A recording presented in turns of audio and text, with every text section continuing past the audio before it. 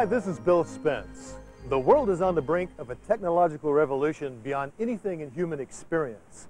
It has the potential to bring health, wealth, and education to every person on this planet, and do it without consuming natural resources or spewing pollution into the environment.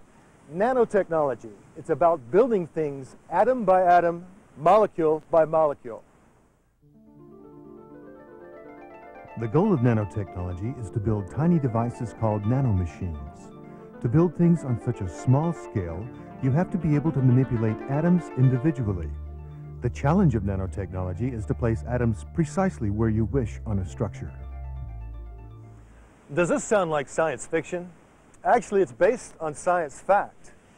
Although we have yet to build a nanomachine, the principles nanotechnology uses are well-established physical properties of atoms and molecules. Life itself would be impossible without molecular machines. They're working in your body right now. This is a protein in the human body. You could think of it as a machine that moves molecules. It is an oxygen pump used in the red blood cells. It is powered by the heat of other molecules around it. A channel opens up periodically in the center of the protein, allowing oxygen to pass from the outside and bind with iron for transport throughout the body. Scientists can now construct natural proteins and even synthesize new ones with novel properties never seen in nature. With enough understanding, we may be able to turn proteins into microscopic tools to do the jobs we want. While proteins are old hands at moving atoms, we are just beginning to figure it out. It wasn't easy, but IBM scientists were able to write their employer's name using individual xenon atoms in 1988. This was done using a scanning tunneling microscope. Not only do such devices help us see atoms, but they can move atoms as well. Here is a similar demonstration by Japanese scientists. It spells out the word atom in kanji characters. Now imagine this. You make a microscopic tool from a synthetic protein molecule. You place it on the minuscule tip of a scanning tunneling microscope. Now you can grab a specific molecule out of a chemical solution and place it exactly on the right spot on a nanomachine you're building. If we could place molecules and atoms exactly where we want, it is theoretically possible to build nanomachines. And what would we build with individual atoms? Well, everything. A nanomachine would look remarkably like a standard machine with gears, bearings, struts, and the like. Only each of the components would be composed of just a few atoms that fit together like Lego pieces. That means a complicated machine that takes up almost no space. This is an artist's conception of a nanomachine. This particular design is a microscopic robot that could patrol the human body just like an artificial immune system. Nanomachines would look remarkably like standard machines with gears, bearings, and struts. Unlike the machines we know, these components would be made from small groups of individual atoms. This is a simulation of a nanotube made of pure carbon.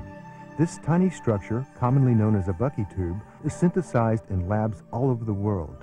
Someday they could form structural members of nanomachines. If you could see the parts of a nanomachine, you would see the individual atoms. These atoms are held together by their chemical bonds. In theory, as long as the atoms are never stressed beyond their chemical bonds, this device will never wear out. The goal of the nanotechnologist is to produce the first nano-sized robot, a machine capable of reproducing itself. Why is this important? Because the things we want robots to build are made of trillions and trillions of atoms. One nanoassembler working atom by atom would be rather slow.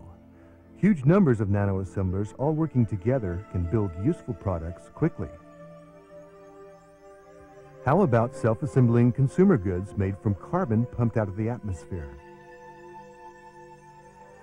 Ultimately, with atomic precision, food could be synthesized from raw atoms with the same nanoassembler that just made a new camera. Does this all seem fantastic?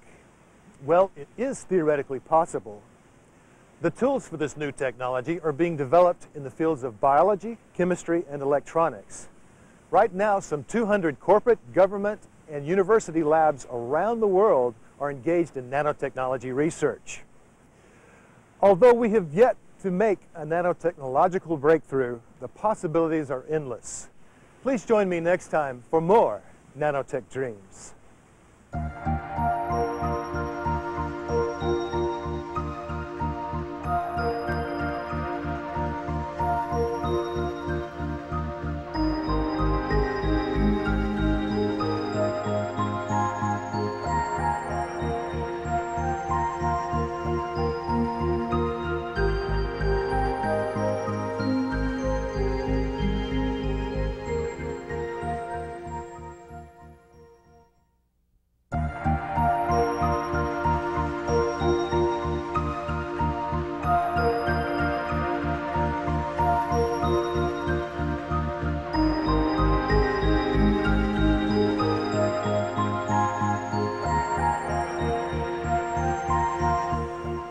Hi, this is Bill Spence. As a society, we spend billions on healthcare. Even so, the level of our medical technology cannot always ensure a cure for disease and return to health. What if we could change all that by doing medicine on the same scale life operates? Imagine miniature machines so small they could enter a cell and do repairs on a molecular level. To fight infection, for example, it may be possible to make powerful nanocomputers so small that they could easily fit inside cells of the human body. These computers could control molecular-sized submarines that could patrol the body for any foreign invaders, such as bacteria or viruses. Diseases can also be genetic. DNA is the control panel for the molecular machines called life. DNA can be damaged by ultraviolet light, radiation, or foreign chemical compounds. And when DNA is copied, when cells divide, occasional mistakes are made. This can cause genetic defects. The nanosubs could read the DNA. Damaged structures could be repaired, restoring the cell to peak health. For example, it may be possible one day to win the war against cancer by deploying a navy of nanosubs in every human body. DNA also contains a genetic clock, a type of lifespan code. Birds like finches live 2 years, while birds like parrots may live to be 90. What's the difference? It's all in the genetic code. Along with repairing DNA, it may be possible to rewrite the genetic code using nanotechnology. In theory, nanotechnology will give us molecular machines capable of manipulating DNA. Possibly we could eradicate disease, restore maximum health, and overcome the final hurdle, aging. As extraordinary as these possibilities are, nanomedicine offers more. How about protection from accidental death?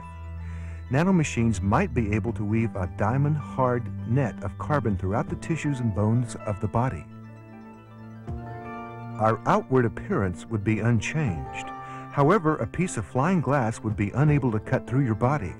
A stray bullet would literally bounce off. You could walk away from accidents that would normally cause shattered bones, internal damage, and death. Here's another possibility created by nanotechnology thinker Dr. Ralph Merkel. It's called the Merkel lung. Make a sphere out of diamond and pump it full of pressurized oxygen. Then inject billions of them into the body. If your air supply is cut off, the Merkel lung would automatically and directly give your cells oxygen. Nanotechnology has the potential to completely re-engineer the human body. Next time we'll move from the world within us to the world around us. We'll look at environmentally friendly manufacturing and the amazing green nature of nanotechnology.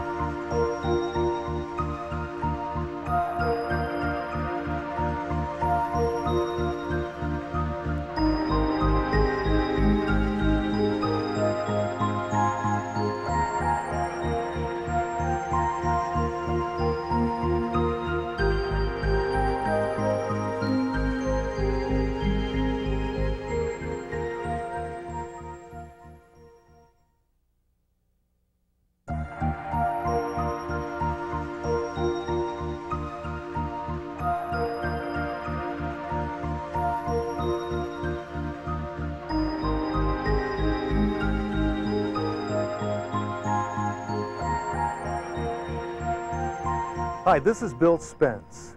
The industrial age has dramatically improved our quality of life. But unfortunately, with booming population growth, our lifestyles are destined for the dump as we bury ourselves in our own toxic refuse. Imagine if you could build things with raw atoms instead of chemical compounds. If you could do this, there would be no industrial waste. It's a fantasy. It simply can't happen with traditional technology. But it might be possible with nanotechnology. To make compounds like plastics, chemicals are combined in complex steps to form products. Almost always there is leftover waste. Often, these byproducts are harmful to life, and because they're expensive to render harmless, they are released into the environment. It's not the elements themselves that are deadly, the carbon, the hydrogen, and what have you. These are the same elements found in all life. It's simply the way they are chemically arranged. They are foreign and toxic to biological systems. The trick is to break the chemical bonds and render these toxins harmless. Nanotechnology would use tiny machines called assemblers that could build products atom by atom. If you wanted to make plastic with nanotechnology, you would use pure elements like carbon, hydrogen, and oxygen. You could also build the plastic into the final shape you desire without the usual injection molding or machining. All the ingredients would become product with no leftover waste. If you wanted to build something out of steel, you could release nanomachines in a junkyard or a landfill. They would scavenge iron and again build your product into its final shape. This without having to burn coal for smelting and without leaving a heap of slag full of toxic heavy metals. Let's say you wanted to build something out of wood. With nanotechnology, you could take your pick: mahogany, teak, cherry, zebra, or any exotic wood you wish. With molecular machines capable of building atom by atom, it's just a matter of changing the program containing the molecular blueprint for the wood of your choice. Imagine the possibilities. Today's forests are being destroyed at an alarming rate. What can we do about this? I say, release the nanomachines. Nanotechnology could also feed our planet. How? Well, in theory, nanomachines could be programmed to disassemble a medium-rare lamb chop with mint sauce, atom by atom, store the information in memory, and make any number of copies wherever and whenever you want. Enjoy the cuisine of Louis XIV on a camping trip in Tasmania or on the moon. Nanotechnology could eliminate the need to kill animals for food and the use of animals for cosmetic and medical testing. A fur coat can be built one atom at a time just as easily as a piece of wood. Nanotechnology could also provide all our energy needs. Why not have nanomachines repave our roads with a coating of high-efficiency solar cells? This could provide almost unlimited electric power. You could also clean up chemical dump sites all over the world. Toxic substances like PCBs could be devoured by nanomachines that would break them down into harmless molecules. One of our biggest problems is nuclear waste. Nanotechnology could be used to solve this problem in two ways. In one scenario, nanomachines could be programmed to harvest radioactive materials. The waste could be collected, then shot into the sun aboard safe and reliable spaceplanes made by nanomachines. The other way is to program nanomachines to build automated underground atom smashers. The nucleus of an atom is responsible for radioactivity. To render a nucleus non-radioactive, it is only necessary to smash it with enough energy to break it apart into smaller, lighter elements. Those elements can be identified as stable, or if not, the process could be repeated. Environment-friendly industries, the cleanup of toxic dumps, and lots of cheap, clean energy. With nanotechnology, our green dreams could come true. Next, we'll look at nanomachines themselves, how they physically work, and some of their more unusual possibilities. Join me again for more Nanotech Dreams.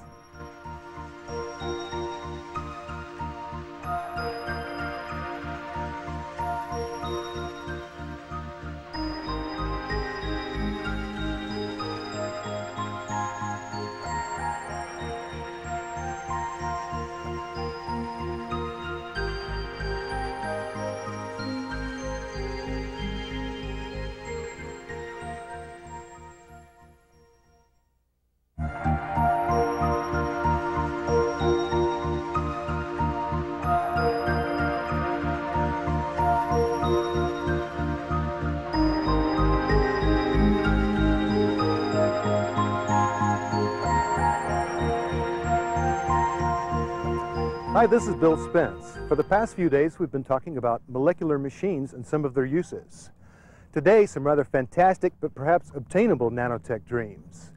The goal of nanotechnology is to make tiny molecular machines capable of reproducing themselves. In theory, once you have billions of these machines, you can program them to make some very useful items. How a speck of such machines in your hand could produce a house out of a vacant lot and even obey your verbal commands. After tossing the nanomachines on the ground, they immediately begin building solar cells from molecules in the soil and air. This will power all their activity. They copy themselves by the billions to make a workforce large enough for the job. Within hours, the roofline of the house appears from the surface of the ground. Within a day or so, your house is complete with furniture, decorations, rugs, the works. You walk into your house and decide that your living room needs more light. How about a bay window? All you have to do is tell the nanomachines in the wall what you want. A week after you move into your nano-built house, you decide to host a party. Some of your guests may wish to stay over, so you look at the wall and say, 10 guest bedrooms. Immediately, nanomachines begin assembling a new addition to your house. Now here's another scenario for you to ponder. How about nanotech nail polish? You could coat a fingernail with a clear liquid that contains billions of nanomachines and tiny computers. On a verbal command, the liquid changes color, perhaps to match your clothes. Your fingernail could also be your personal computer interface. It could be an environmental alarm system that would warn you if it detected dangerous gas or radiation. It could even monitor your pulse and blood pressure. It could change into a color video phone. Nanotechnology could bring about the ultimate stage in the information revolution. Imagine trillions of nanomachines fanning out and producing a communication system like the world has never seen. For example, nanomachines could be used to forward world literacy. They could tunnel underground to the most remote villages of the world. Once they've reached their destination, they would form manufacturing sites. Here, flat panel teaching machines would assemble themselves. Soon they would appear at the feet of village children. The super smart nanocomputers, programmed with the local language, could then begin a dialogue with each child and teach them to read and write. Not only could nanotechnology dramatically increase the quality of life on Earth, but it would be extremely useful in the colonization of space. Once they are programmed, nanomachines could assemble space planes made out of diamond and titanium composite. In theory, these craft could self-assemble by the thousands or millions without human labor. On the moon, a pinch of smart nanomachines could build copies of themselves using the lunar soil and sunlight. They could be programmed to build lunar bases or whole lunar cities. Nanomachines could also build space cities. Today, building a single space station is extremely expensive. But in the future, nanotechnology might make it simple and cheap. Molecular nanotechnology, the manipulation of matter on the atomic level, will allow humanity to do extraordinary things. In theory, nanomachines could build cities, synthesize food, educate, and nurture us. Does this all sound too fantastic? Well, it is true we've just begun to manipulate atoms, and we've yet to build a nanomachine. However, in 15 to 20 years, it is possible that nanotechnology will begin to make an impact. The people of the Middle Ages could not imagine the world of today. We, however, can imagine the world of tomorrow through Nanotech Dreams. This is Bill Spence. Thank you for joining me.